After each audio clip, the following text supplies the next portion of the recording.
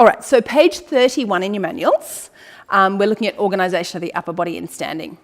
And this is one of the areas where often people run into with problems in terms of cueing, because there's a lot of old school, kind of slightly out of date cueing around that persists in terms of shoulder girdle organisation. So the old style kind of cues that traditionally we've used in yoga, in Pilates, and in barre classes, we're all kind of focused on that idea of, and ballet classes as well, we're all focused kind of on that idea of shoulders down and shoulders back, yeah? And it's that long ballet dancer's neck where you're jamming your shoulders kind of down towards your hips. What I'm going to have you guys doing, just for a little moment, just to experience, if you get into a position where you're kind of sitting just fairly upright, and what I want you to do first off is do what we're typically traditionally have been cued in, good old ballet class if you did ballet when you were a kid, which is shoulders draw down towards the hips, and then you're going to keep your shoulders down, maybe take your arms to first position, and then from there, keep your shoulders down towards your hips, float your arms up overhead, and see what your range is like. And once you're there, just give your head a gentle little rock side to side and just check what your neck range of motion is like and just see how it feels around your shoulders, yeah? And then allow the arms down. Give the shoulders a little bit of a, like that, to move around a bit.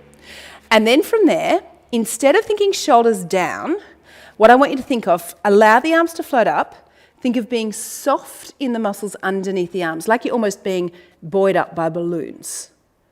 And then you're going to allow the arms to float up overhead and let the shoulder blades glide up with them. And see what your range feels like.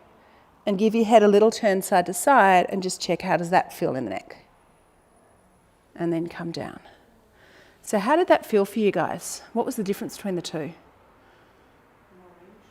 More range on which one?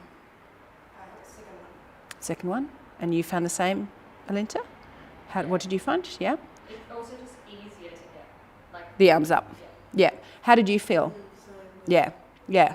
So the old style cues of kind of like shoulders down and shoulder back actually inhibit a really important movement of the shoulder blade that has to happen in order for us to allow the arms overhead. So basically, our arm and our shoulder blade are designed to move together in concert to allow us that really big full range of motion that we have through our arm. And effectively, what the shoulder blade has to do when our arm goes ahead is it has to do a movement called upward rotation on the back. So if you imagine my shoulder blades sitting on my back, downward rotation is when the shoulder socket, the glenoid fossa, which is basically the shoulder socket, faces down towards the floor. Upward rotation would be when the scapula, the bottom tip of the scapula rotates around the outside of the rib cage and the shoulder socket rotates to face up. Now that's the movement that has to occur in order to allow our arms to come freely overhead.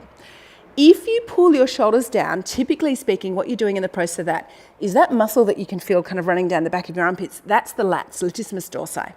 So the lats run and attach onto your arm bone, the humerus, and basically when they really engage strongly, they pull down the head of the humerus, and that indirectly, because you've got the arm bone pulling down, pulls down on this end of the scapula. So it takes our shoulder blades into a bit of depression, that downward movement, but in the process of doing that, it also pulls them into downward rotation. And then once we lock our shoulders into downward rotation, we try and move the arm overhead. It gets really, really tricky. Now, in particular, if your scapula stay downwardly rotated when you're taking your arms overhead, like you'll often feel increased tightness and tension around the neck and shoulders. So if you've got people who've got neck and shoulder issues, those sorts of cues for shoulders down will tend to exacerbate things. But also what's happening is you're putting your shoulder into a position where you're much more likely to get what's called impingement syndrome. So impingement syndrome for our shoulder, if you can feel at the very kind of come along the top of, like almost like the top of your collarbone here, you can kind of feel the bone just on top of the shoulder. Follow that out to the very end. And once you find the very end, you'll feel if you kind of lift your arm up and down a bit, there's almost like a little groove in there. There's basically what we've got is we've got the acromion process, which forms the tip of the shoulder blade at this point, coming out, and then you've got the head of the humerus in there. So when your arm moves up and down, you can kind of feel like almost like that little ridge, sort of that groove between the acromion process, the tip of the shoulder blade, and the humerus, okay? So you've got the acromion process here, and then there's another little point at the front of the shoulder. If you kind of palpate around to the front, you can find a bony point sort of somewhere in around here, which is called the coracoid process. That also comes off your shoulder blade. So there's a strong ligamentous kind of an arch that runs between those two bony points. They're called the coracoacromial arch. And below that arch, before you get to the humerus, you've got a few structures running. You've got, there's a tendon of a muscle called the supraspinatus. You've got the long head of the biceps tendon runs through there. And you've also got like a bursa, which is like a little fluid-filled kind of sac that protects against friction and pressure in that area. Now, what tends to happen when we lift the arm, if I was going to keep my shoulder blade perfectly still and lift my arm up, the head of the humerus gets pulled up under that coracoacromial arch, and it jams on those tendons and that bursa sort of running in underneath the shoulder. And the pain that that causes is what's commonly picked up and diagnosed as impingement syndrome. What needs to happen in order for the head of the humerus not to put pressure on those structures is, again, our shoulder blade needs to roll into that upwardly rotated position, and then that will actually take pressure off that area and free that whole area up. So if our scapula appropriately upwardly rotates as the arms come up, we don't get any pressure through that area. But if our shoulder blade is jammed down or pulled down, we can potentially run into issues with impingement syndrome. And for those of us who've been teaching barre classes for a long period of time, almost inevitably, like with the old style cueing, with people pulling their shoulders down and holding their shoulders down and back and things like that, what you'll start to see if you're working with those sorts of cues is over a period of time, you'll actually get lots of your clients who are getting increasing issues with neck and shoulder tension or with shoulder pain when they're taking their arms up and overhead. So it's a really important thing to be able to understand how to cue and how to teach correctly. Yeah. So in your manuals, there's a bit sort of about that whole idea that, you know, the shoulders down and back kind of cueing is the old style kind of cueing. What I would encourage you to be mindful of is if you're doing like any of your observation hours or anything like that, or assistant teaching hours with barre instructors who come from different sort of training backgrounds, just be mindful that very often you will come across those sorts of cues, the shoulders down, the shoulders back, that sort of thing, and you need to be really careful not to integrate those sorts of cues into your teaching because they won't do great things for your clients. It kind of comes from that whole old school idea that if we get issues with neck and shoulder tension, it's because our shoulders are up in our ears.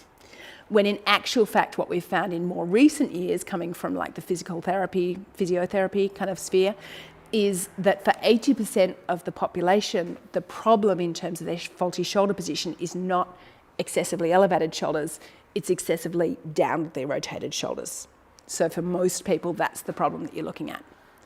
Now, in the same way that you want to have like a good neutral spine position before you sort of start movement, when you're standing, for example, with our shoulders, we want to be capable of finding like a good neutral scapular position before we start moving. So the easiest way to find a good neutral scapular position, if as I'm sitting here, if I start to lift my shoulders up towards my ears, you'll see they start to kind of narrow in towards each other. Now, as from this excessively elevated depression, if I start to release my shoulders down, they kind of start to widen out. And then there's a certain point after they've widened where as I start to pull them down even further, they start to narrow in towards each other again. Okay? So if they're excessively elevated, they'll be narrowed. If they're excessively depressed, they'll be narrowed. Now, the other movements that our shoulders can do are what's called protraction, or sometimes called abduction, where the shoulders pull forward, and we can also retract the shoulders, where we pull them back or adduct them. So if I start to bring my shoulders forward, again, from this wide position, they start to narrow, yeah? As I release them from that narrowed position, they kind of start to widen out across the front. And then there's a certain point where I start to over-retract, where again, they start to narrow back behind me. Okay, so the ideal scapular neutral position, where my shoulders are neither excessively lifted or excessively depressed, they're not too far forward and not too far back, is going to be the widest possible position across our shoulders. So pretty much these days, we've kind of replaced all of those cues for shoulders down or shoulders back, that sort of thing, with the cue shoulders wide. You're looking for the widest possible position across the shoulders. Now, if you're not so familiar with shoulder girdle sort of organisational movements and things, on page 32 in your manual, you'll see there's a little picture there that kind of outlines like the various movements that I was just talking about, the difference between elevation, depression. They talk about adduction and abduction. So retraction, as it says in the notes, is also called adduction. And protraction is also called abduction. And then there's also the pictures of the downward and the upward rotation of the scapula, okay? So if you can find that good wide position, and then all you need to remember from there is that as our arm moves, our scapula needs to be able to move to follow it. So instead of cueing shoulders down, for example, as someone takes the arm overhead, it's allow your shoulder blade to glide up on the rib cage as your arms move overhead. Or, you know, if we've got our arms up in second, sometimes I'll talk to people about the idea of it's like you're floating in warm water and you've got floaties on, yeah? The arms are just kind of buoyed up from below. Or I spoke before about being buoyed up by balloons, that sort of thing. So it's allow the shoulder blade just to move up a little bit and allow the arms to float in space without holding unnecessary tension around the neck and shoulders. Becomes kind of really important, yeah? Okay, so if we come over onto page 34, then you'll see sort of some suggestions in terms of cueing for shoulders. So we've got this idea that we need to make sure, like so many people, seriously, with a lot of my clients, I simply say the word shoulders to them and you'll see them automatically pull their shoulders down or automatically pull their shoulders back, because our grandmas have always been telling us, or our mothers have always been telling us to, you know, get our shoulders down and back and improve our posture and stand up straight. So often it's really easy to accidentally cue people into the wrong movement, even if that's not the intent of your cue. If I'm doing any hands-on around the shoulders, I almost inevitably avoid placing my hands on top of the shoulders, because the natural reaction, for most people, they've trained it into themselves. If you place your hands on the top of the shoulders, they tend to pull them down. If I cue the shoulder blades, I'll be much more likely to have my hands on the back of the rib cage, kind of gliding the shoulder blades around the rib cage. That's much more commonly how I'll do it. I'll avoid all of those cues like shoulders down or away from the ears. I'll cue shoulders wide. The cues that are suggested in the manual, there's the idea of cueing shoulders wide, and there's a couple of ways of explaining that. Reduce excess tension. So when you've got your shoulders in the right position, it's almost like your shoulder blades are just going to be floating on the rib cage. It should feel like really easy. If you feel as though you're holding tension or holding the shoulders in place, you're probably pulling into the wrong muscles. So the more relaxed you can be, the easier and the better. And some of the cues that are kind of given there, like even things like relaxing around the face and the neck and the jaw and all that sort of thing, because a lot of the time if you hold tension in those areas, then that also will feed on to tension around the shoulders.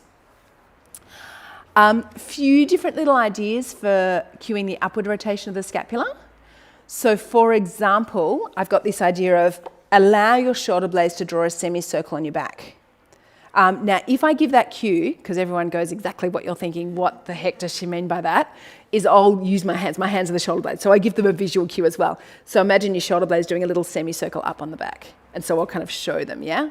Or it's like the bottom tip of the shoulder blade is wrapping around the rib cage, yeah? Shoulders are tough because we can't see them, and it's really actually tough to feel them as well. We don't have great sensory nerve innervation around our shoulders. So sometimes getting hands-on with people can be useful.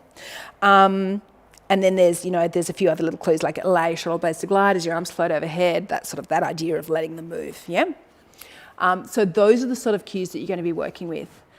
In particular, also, when you get into your arm work, like if you're doing your triceps work, for example, press the arms back, those sorts of movements, really watch that people aren't jamming down through their shoulders as they do that. Because you'll feel, again, and you can even try it if you want to, as you sit here, if you kind of do the reach your fingertips down, shoulders into hip pockets, old style cueing, and then press your arms back, you'll feel a lot more tension running up through the neck than if you keep the shoulder blades wide and just press it from the back of the arm. Okay? And so sometimes, probably most commonly, in bar classes, I'll kind of sprinkle in all the cues, like as I'm teaching arm work, to allow your shoulder blades to float up and to stay wide through the shoulders and watch you don't pull them down too much, that sort of thing. And then occasionally, if I've got clients who are talking about developing neck or shoulder issues in class, it's the sort of thing where I might occasionally have to have a bit of a chat, like they might come and talk to me at the end of class and I'll say, okay, yeah, what you've got to watch is that you're not locking down. And I'll have them feel the difference. If you keep your shoulders down and take your arms up, feel how much tension you have versus let the shoulder blades move and you'll feel how much freer and easier it is. Yeah? Does that kind of make sense? Because it is quite a different way from cueing shoulders from, how so often many of us have been taught for a long time. Whenever I'm in a class and someone cues shoulders down, I just reinterpret it in my own brain as shoulders wide, let them float up. Perfect.